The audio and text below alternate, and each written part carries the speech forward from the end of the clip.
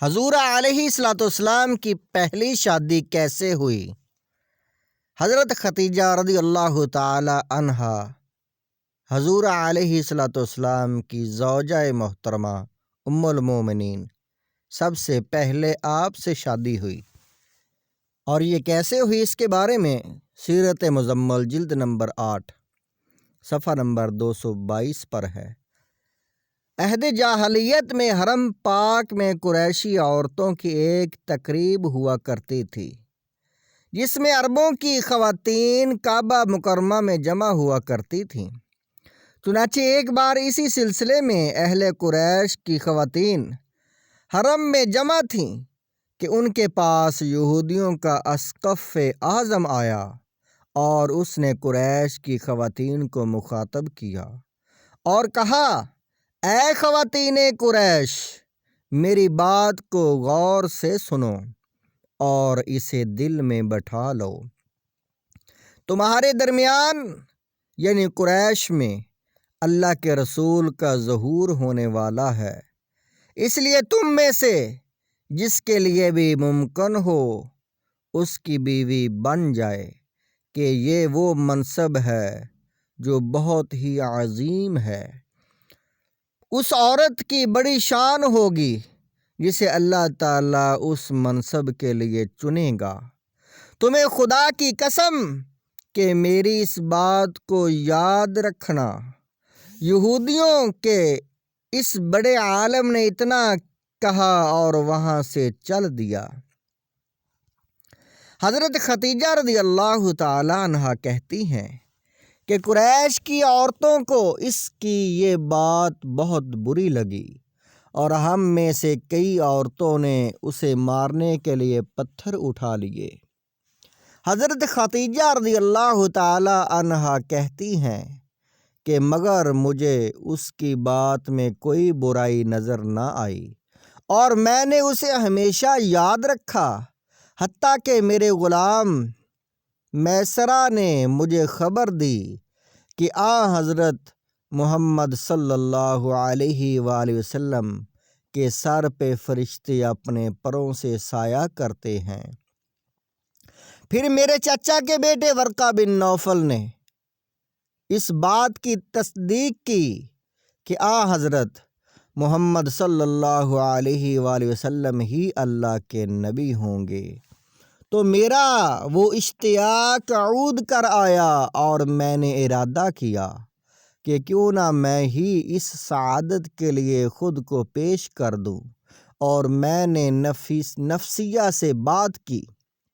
اوپر بیان کیے گئے واقعہ کو بعض مورخین نے راویوں کی کمزوری کی بنا پر رد کیا ہے، مگر ہمیں اس میں کوئی اشکال نظر نہیں آتا۔ پھر ہمیں قصیدہ حمزیہ سے بھی اس واقعے کے سند فراہم ہو گئی۔ قصیدہ حمزیہ سے کچھ اشعار پیش کیے جاتے ہیں۔ ورآ خدیجۃ واللتقاوز خود فیہ سجیۃ والحیاء۔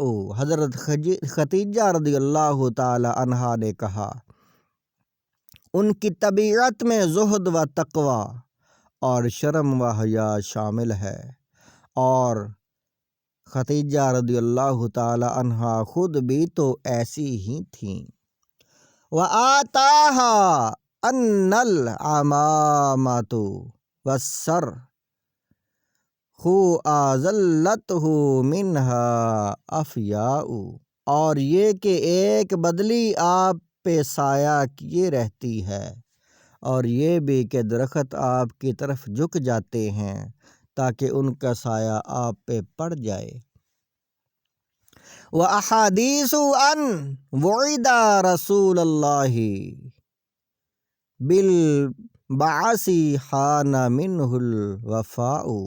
اور بعض راہبوں سے بھی مجھے یہ خبر پہنچی ہے کہ اللہ اپنے پیغمبر کو اتارنے والا ہے، اور اس کا وقت قریب ہی ہے۔ فَدَعَتْهُ إِلَى الزَّوَاجِ وَمَا أَحْسَنَ مَا يَبْلُغُ الْمَنَّ علی ذوقیہہ، اور اسی بنا پہ ختیجہ رضی اللہ تعالی عنہا نے خود کو آپ صلی اللہ علیہ وآلہ وسلم کی خدمت کے لیے پیش کیا۔ حقیقت میں ذہین اور ذکی آدمی تمنا کرنے میں کتنی سمجھداری سے کام لیتا ہے۔ چنانچہ حضرت ختیجہ رضی اللہ تعالی عنہا نے اپنی ایک رازدار سہیلی نفیسہ کو حضرت محمد صلی اللہ علیہ وآلہ وسلم کی مرضی معلوم کرنے پہ مأمور کیا۔ کچھ دن بعد نفیسہ نے مکہ کی ایک گلی میں حضرت محمد صلی اللہ علیہ وآلہ وسلم کو جاتے دیکھا تو آپ صلی اللہ علیہ وآلہ وسلم کو روک لیا۔ نفیسہ نے حضرت محمد صلی اللہ علیہ وسلم سے کہا، آپ صلی اللہ علیہ وآلہ وسلم خوبصورت ہیں، خوب سیرت ہیں، آپ شادی کیوں نہیں کر لیتے؟ نبی اکرم صلی اللہ علیہ وآلہ وسلم نے کچھ دیر سوال کرنے والی خاتون کو حیرت سے دیکھا، پھر آپ صلی اللہ علیہ وآلہ وسلم نے فرمایا، دراصل میرے پاس فی الحال مال نہیں ہے، اس لیے میں شادی نہیں کر سکتا۔ اتنا کہہ کر آپ صلی اللہ علیہ وآلہ وسلم چلنے لگے کہ نفیسہ نے پھر ان کو پکارا، اگر آپ کو مال و جمال اور شرف کی طرف دعوت دی جائے تو آپ صلی اللہ علیہ وآلہ وسلم اسے قبول فرما لیں گے۔ آپ صلی اللہ علیہ وآلہ وسلم نے غور سے اس خاتون کی طرف دیکھا، پھر کہا، یہ دعوت کس کی طرف سے ہے؟ ختیجہ بنت خویلد کی طرف سے۔ نبی اکرم صلی اللہ علیہ وآلہ وسلم یہ سن کر حیران رہ گئے، اس لیے انہوں نے پھر سوال کیا، کیا انہوں نے خود آپ سے کہا ہے؟ حضرت محمد صلی اللہ علیہ وآلہ وسلم نے سوال کیا، ہاں، انہوں نے خود مجھے آپ صلی اللہ علیہ وآلہ وسلم کی مرضی جاننے پر مأمور کیا ہے۔ تب حضرت صلی اللہ علیہ وآلہ وسلم نے کہا، مجھے تو اس امر میں خیر ہی نظر آتی ہے، پھر آپ صلی اللہ علیہ وآلہ وسلم ان سے مل لیں۔ تب نبی اکرم صلی اللہ علیہ وآلہ وسلم حضرت ختیجہ سے ملنے پہنچے۔ حضرت ختیجہ نے آپ صلی اللہ علیہ وآلہ وسلم کی خوب تکریم کی اور کہا، ان قد رغبت فیک لقرابتک وصیتک فی قومک وامانتک وحسن خلقک وصدق حدیثک، یعنی اے میرے چچا کے بیٹے، میں آپ صلی اللہ علیہ وآلہ وسلم کی قرابت دار ہوں اور قوم میں آپ صلی اللہ علیہ وآلہ وسلم کی فضیلت، آپ صلی اللہ علیہ وآلہ وسلم کی ایمانت و دیانت، آپ صلی اللہ علیہ وآلہ وسلم کے حسن خلق اور آپ صلی اللہ علیہ وآلہ وسلم کی صداقت کی وجہ سے آپ صلی اللہ علیہ وآلہ وسلم سے ملان و رغبت رکھتی ہوں۔ میں آپ صلی اللہ علیہ وآلہ وسلم کے نکاح میں آنے کی خواہش مند ہوں۔ نبی اکرم صلی اللہ علیہ وآلہ وسلم نے اس پہ خوشی کا اظہار کیا اور فرمایا، اللہ اس امر میں خیر پیدا فرمائے گا۔ آپ صلی اللہ علیہ وآلہ وسلم حضرت ختیجہ سے رخصت ہوئے اور اپنے چچا حضرت حمزہ کے پاس پہنچے اور ان سے اس امر کا تذکرہ کیا۔ حضرت حمزہ رضی اللہ تعالیٰ عنہ بہت خوش ہوئے، کیونکہ وہ حضرت ختیجہ رضی اللہ تعالیٰ عنہ کے خاندان کی شرافت کو بخوبی جانتے تھے۔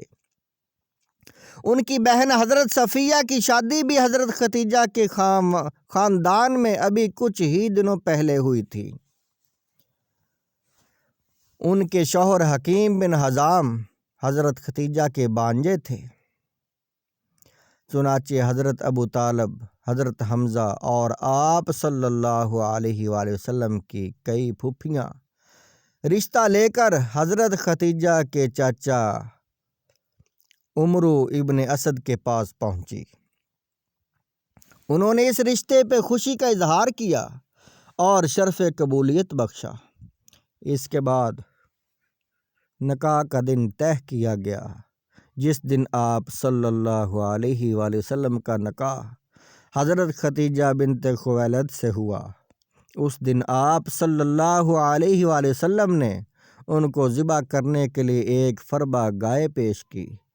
اکثر مورخین کا یہی خیال ہے کہ نبی اکرم صلی اللہ علیہ وآلہ وسلم اور حضرت ختیجہ کا نکاح حضرت ابو طالب نے پڑھایا تھا۔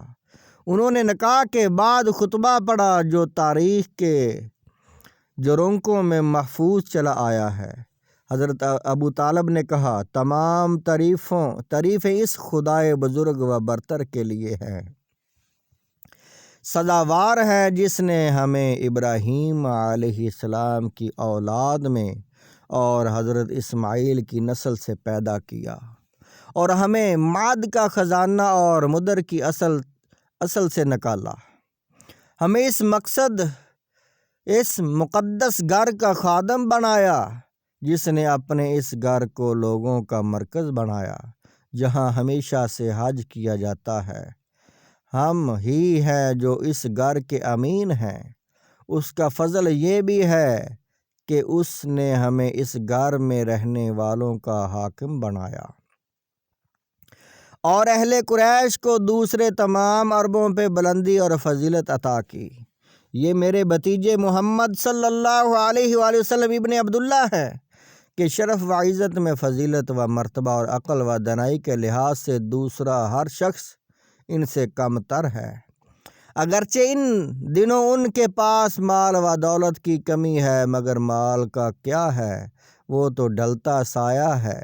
ایک ایسی چیز ہے جو اکثر اوقات انسان کی خوبیوں میں رکاوٹ بنتی ہے۔ مال تو آنے جانے والی چیز ہے، ان کا مقام یہ ہے کہ بہت جلد آنے والے زمانے میں ایک عظیم خوشخبری اور زبردست خوشبختی ان کی راہ دیکھ رہی ہے۔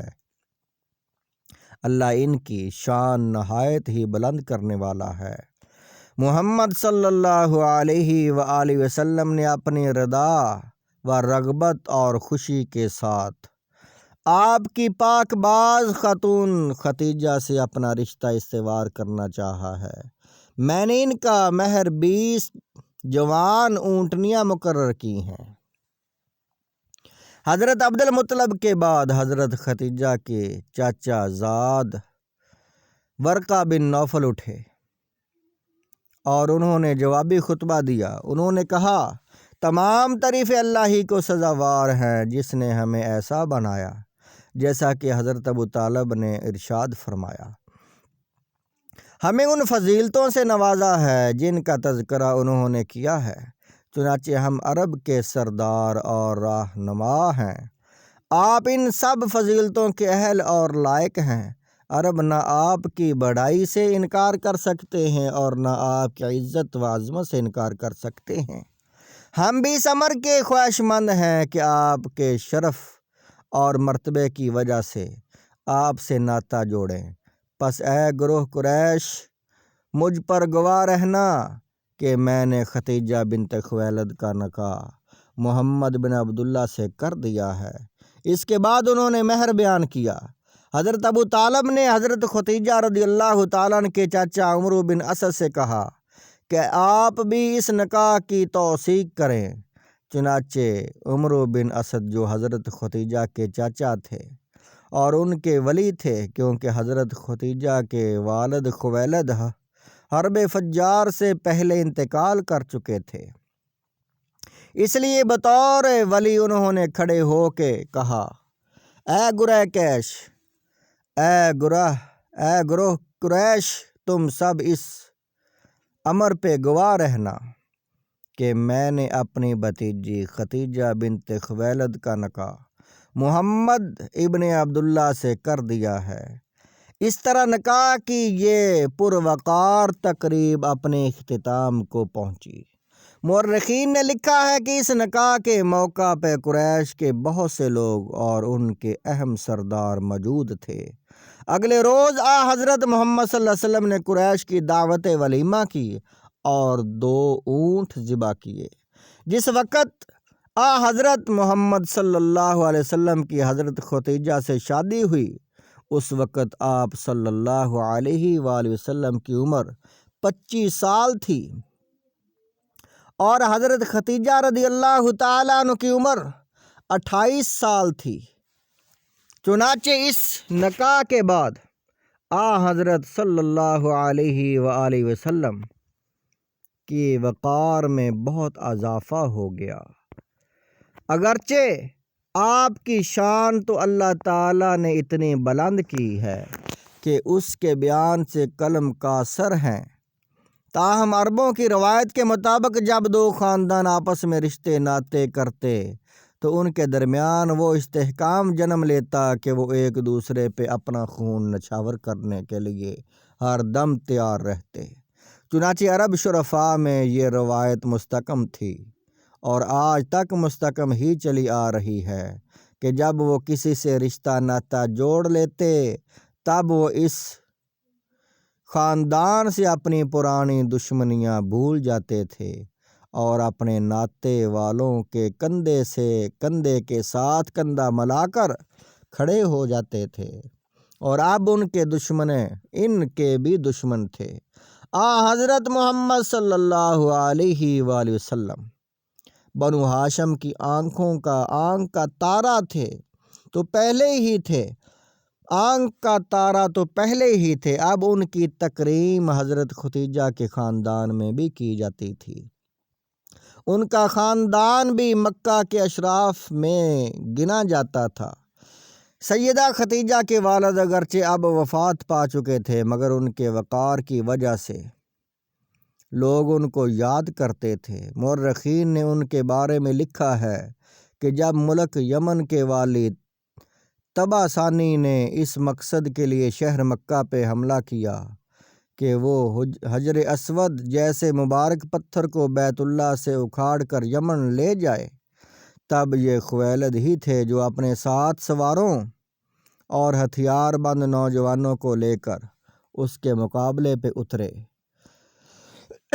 جب خویلد نے بیت اللہ کو بچانے کی انفرادی کوشش کی تو پھر دیگر عرب خاص طور پر اہل قریش اس کے ہمراہ ہو گئے اور طبع ناکام ہوا اپنے وطن لوٹ گیا تھا۔ پھر ورقہ بن نوفل تھے جو حضرت ختیجہ رضی اللہ تعالیٰ عنہا کے چچا زاد تھے، لوگ ان کی بھی عزت تکریم کرتے تھے، اس لیے وہ بہت نرم خو اور اصول پسند آدمی تھے۔